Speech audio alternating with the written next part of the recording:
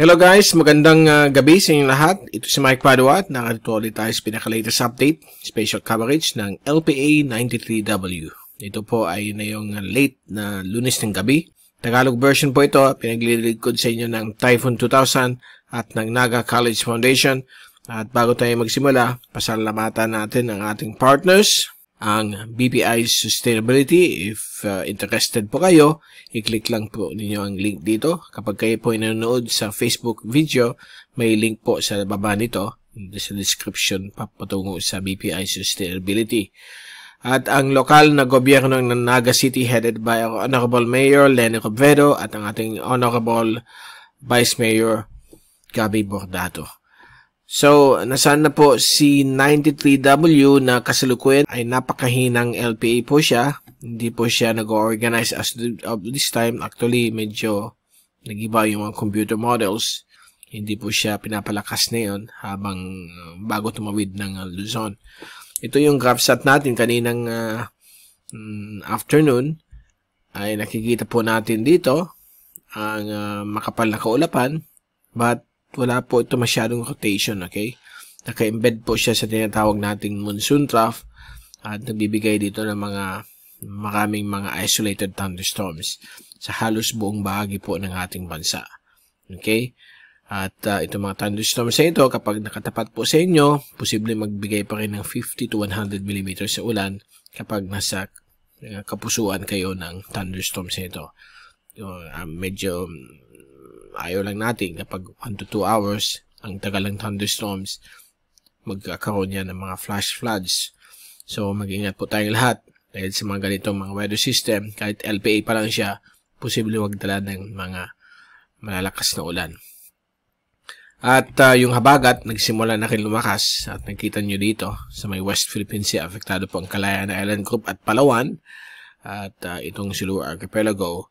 By late Tuesday hanggang Wednesday, makaka-apekto na rin dyan sa area na yan, pati sa may Occidental Mindoro, Western Visayas, sa may Guimaras, Iloilo, pati na rin yung Negros Island region. Sa Negros Occidental at parts ng southern part ng Negros Oriental, baka magkaroon ng mga malalakas na ulan, dala po ng pag-ibayo ng bagya ng habagat. Meron po tayong mahinang wet phase ng Modern Geo Oscillation. Hindi naman po siya kalakasan, but ito magpapaulan sa atin hanggang katapusan ng Agosto. Kaya may mga maraming thunderstorms. Halos sa araw-araw may mga ulan po tayo. Okay, so ito po yung kanina. As of 5 p.m., 315 kilometers sa east of Gutarman.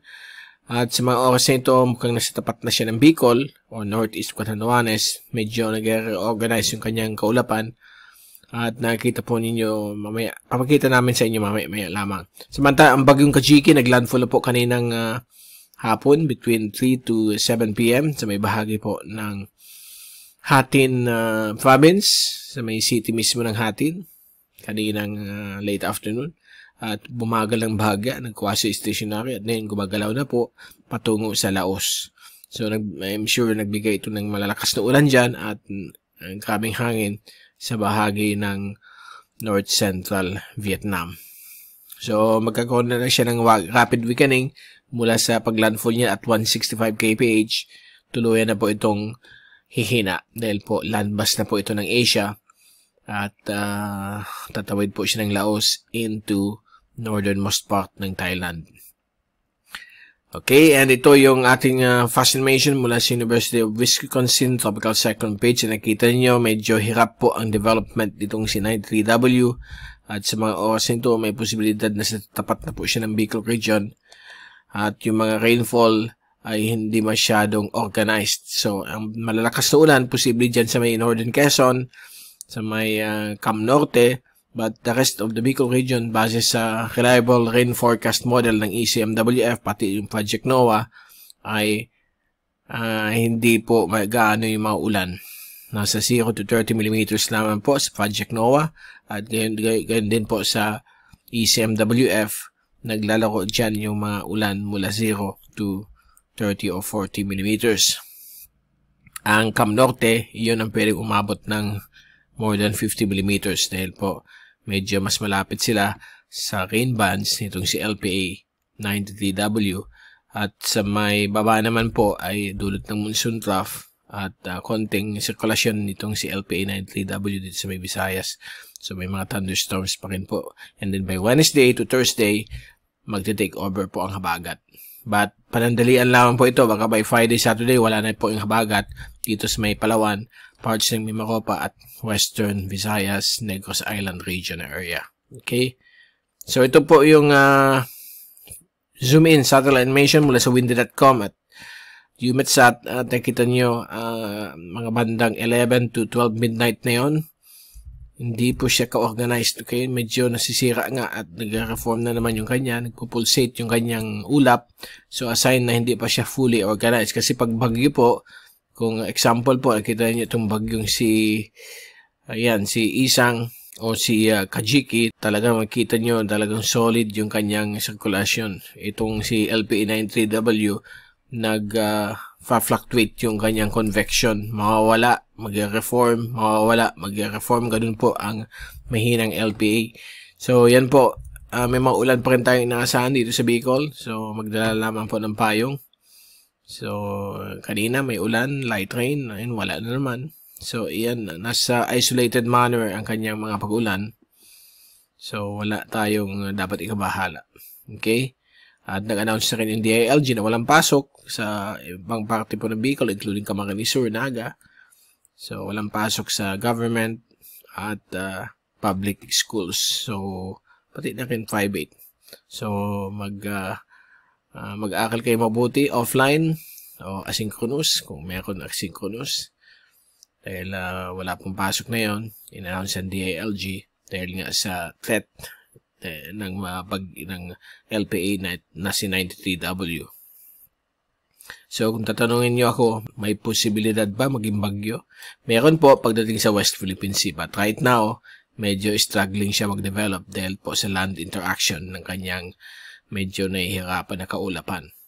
But ito nga ang forecast, 3-hourly rain forecast, halos wala masyado sa Bicol except for Cam Norte and Southern Quezon. Yan, magkakaroon pong malalakas na ulan ngayon Martes and then mawawala ka agad after 2 to 3 hours. Okay? And then by Wednesday, mukhang mainit ang panahon sa buong Bicol region. But sa hapon, nandiyan naman po mga thunderstorms. So balik na tayo sa normal tropical weather conditions sa Bicol region simula Wednesday habang palabas na sa West Philippine Sea itong si LPA. Sa araw na ito, Tuesday, since Tuesday na po, nakalampas na tayo ng late Monday evening. So, inaasahan pa rin natin mga kalat-kalat na mga pag-ulan, padaan-daan sa Kabikulan. And hopefully, hindi tayo daanan ng malalakas na thunderstorms na magkakos ng 50 to 100 millimeters na ulan. Kasi yan usually ang dahilan kung bakit nagbabaha ng bagya o nagbabaha ng biglaan. Ito po yung 24-hour rainfall accumulation beginning 5 a.m. today. Lagay na natin hanggang 5 a.m. Wednesday. Nakikita po ninyo, halos wala masyadong ulan dito sa Bicol. Nasa 0 to 30 millimeters naman po. But itong Daet at Southern Quezon ay pwede umabot po ng 50 to more than 100 millimeters ang 24-hour rainfall dahil po sa nakababad na kaulapan. Yung northern at northwestern rain bands itong si LPA 93W. At pag-imove natin ito into Wednesday, ayan na po ang bugso ng habagat dito sa bahagi po ng Palawan, Calamian Island Group, dito rin po sa western Panay, Gibaras, Iloilo, Negros Occidental, at dito sa Occidental Mindoro, may mga possible na malalakas na ulan. So, mag-ingat po kayo dyan sa possible flooding at landslides kapag mayroon pong malalakas na ulan dala ng habagat. Okay? Dito naman po sa may Luzon, may mga isolated thunderstorms na pwede lumampas po ng 100 millimeters pagdaan dyan ng LPA 93W. Now, yung ensemble ng European model, yan pa rin siya. Medyo TD ang pinapakita dito but in reality hindi naman po. At posible maging tropical depression po pagdating niya dito sa may West Philippine Sea itong si LPA 93W. Kapag nag-exit siya sa may West Philippine Sea, naging bagyo po siya, bibigyan po ito ng local name as Jacinto. Pero pag nakalabas na kagad siya ng PAR, hindi na po gagamitin ang name na Jacinto yung susunod na bagyo na po kung kailan siya darating this September. Then may pinapakita dito, first week of September or last day of August, baka mayroon din mag-form dito na panibagong bagyo patungo po sa southern islands of Japan. Now sa DeepMind ng Google, ito po yung AI nila. Kita po ninyo dito ang European model at yung Google model. Okay, move natin ito. Ayan po. Pupunta na sa northern Thailand, sa may Laos area. Dito po sa atin, sa Pilipinas, ayan po, kita po dito ang LPA93W, yung European model. Talagang populated siya. But yung Google DeepMind model, lalabas po yung mga points nito sa symbol pag lampas niya sa may Luzon, sa may West Philippine Sea na po ito. Okay, so tapos meron pa isa dito, wala naman po epekto sa atin. First few days of September, posibleng may mag-form dito, pero patungo po yan sa may southern islands of Japan. So hindi po masyadong populated pa yung mga model points ng Google DeepMind. Now sa wind forecast, so mamayang hapon, Martes, ayan na po yung LPA north of Bicol. Mamayang gabi, tatawid na po siya ng central or northern Luzon, lalo na po sa Wednesday, early morning. Then pagdating ng mid-morning, ayan na po sa may West Philippine Sea, nag-reorganize si LPA93W, and ito po yung habagat patungo po sa may Palawan at Western Visayas. Okay, then susunod lang siya sa track ni Bagyong Kajiki. And then, yan, dadaan ulit sa may Hainan. Sa atin, okay na po, except for may konting habagat dito sa may Mimaropa and West Philippine Sea. Okay, then going forward natin, first week of September, mayroong pinapakita ditong system. Yan po, September 2. Meron pong another system dito patungo po sa southern islands of Japan. Wala naman threat sa atin. Sa wave forecast, wala naman problema po sa east at central waters ng ating bansa. Up to 1 meter naman po sa coastal areas. But sa kalagitnaan po ng Philippine Sea, pwede umabot po ng 1.5 to 1.7 meters. So light to moderate pa rin ang mga alon. Except for the West Philippine Sea, pwede umabot po ng 2 meters dahil po sa habagat. Sa Miyerkules, yan, medyo malakas dito. Almost 3 meters ang alon dito dahil po sa short duration habagat. And then, kung i-move natin hanggang last day of August or August 31, okay pa naman dito sa may east at central waters sa ating bansa. Kalmado hanggang light waves. Suitable for fishing and sea travel. And dito sa may West Philippine Sea, medyo up to 2 meters pa rin malalaking alon dahil po sa habagat. Okay, so yan muna po ang pinaka-latest natin.